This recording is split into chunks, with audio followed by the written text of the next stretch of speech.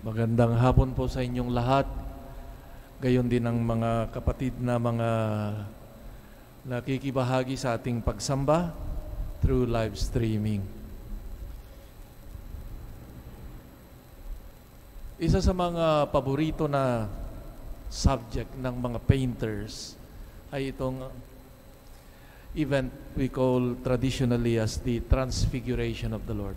Several rendition of this event in the life of Jesus. And there are certain difference or emphasis in each painter, no?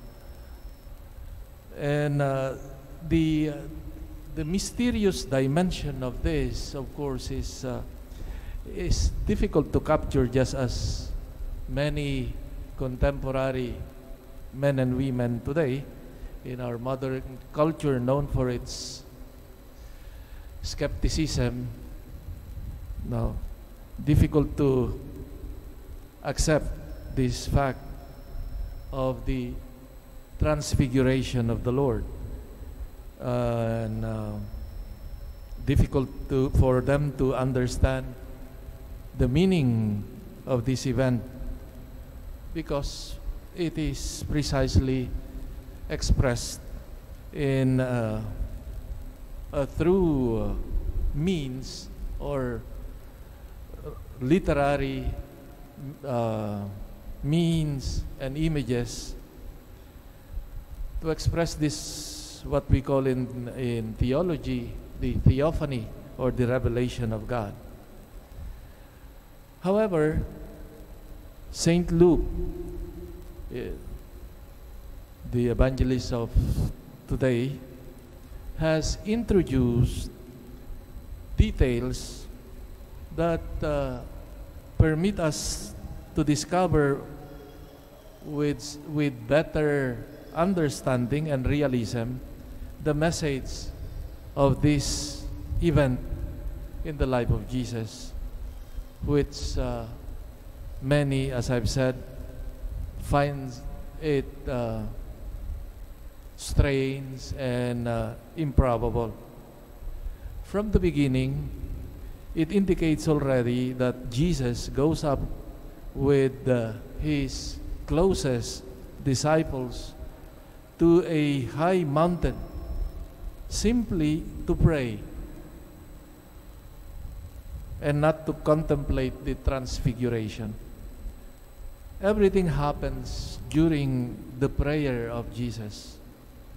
As the gospel today tells us, while he was praying, his face changed in appearance.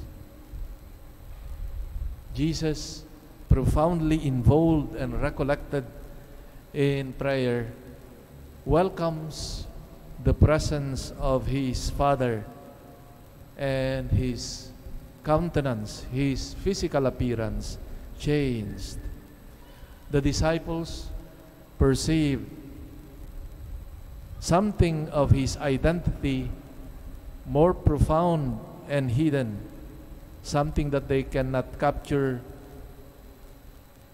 in their ordinary dealing with him in daily life.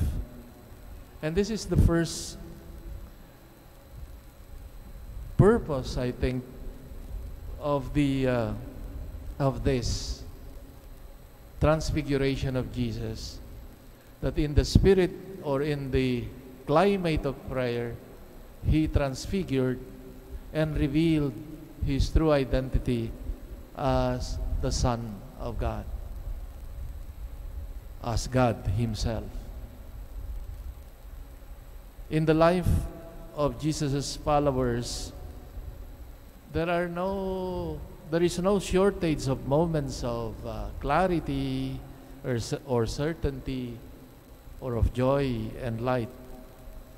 We don't know what happened really on top of the mountain, but we know that in prayer and in silence, it is possible to have a glimpse from faith, of course, something of the hidden identity of Jesus. This prayer is the source of a knowledge that cannot be obtained from books. And this is listening to testimonies of Christians, how their life of prayer has enabled them to understand the will of God, difficult as it is to accept, especially in moments of dryness, of darkness. Yet it is precisely in the spirit of prayer where people, where Christians receive the light.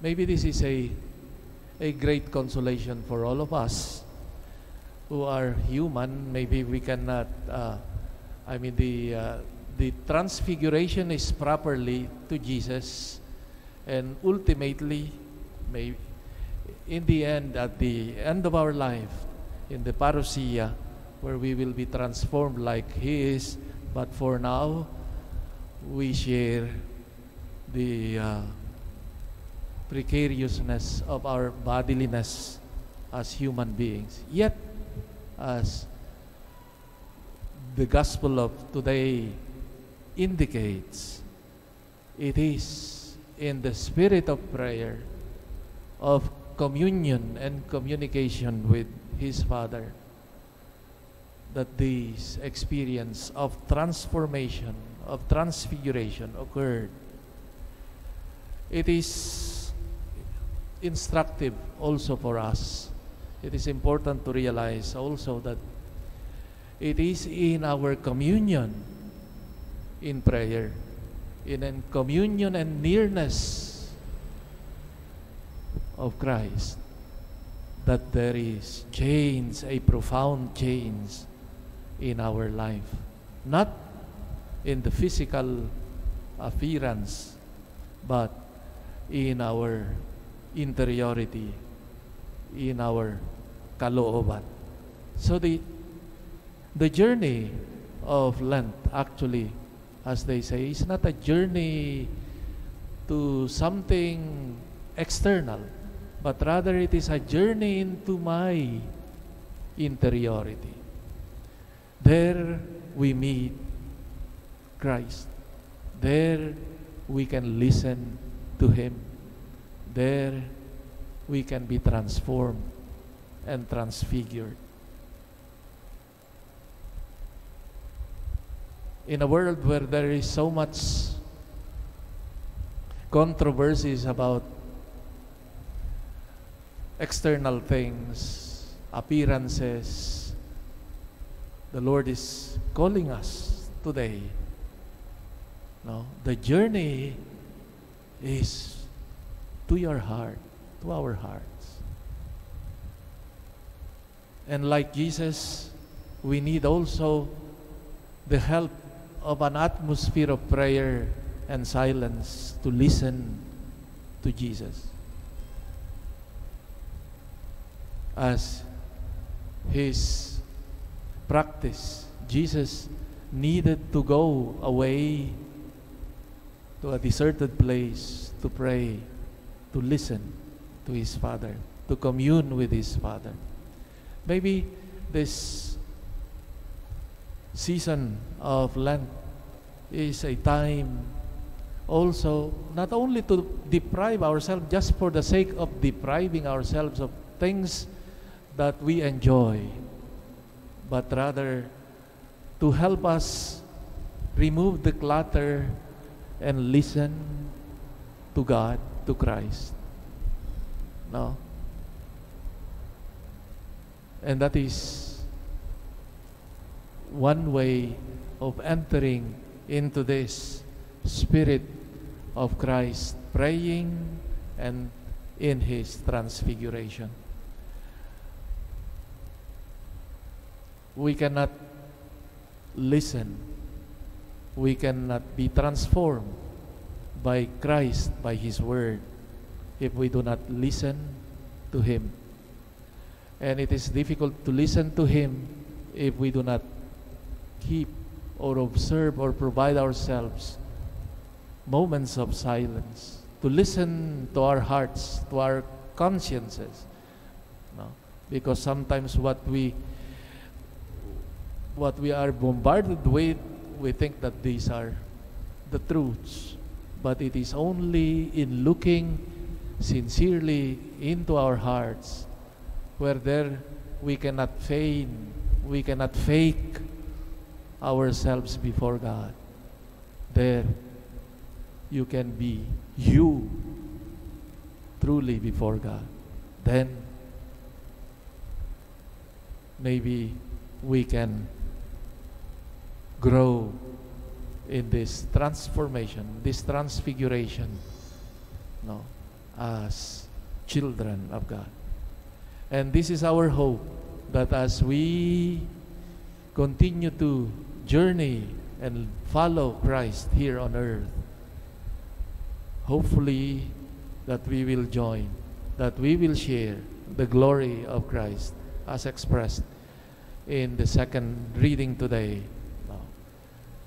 Christ, who is our God, who has won over sin and death and wants us to share that fullness of His glory.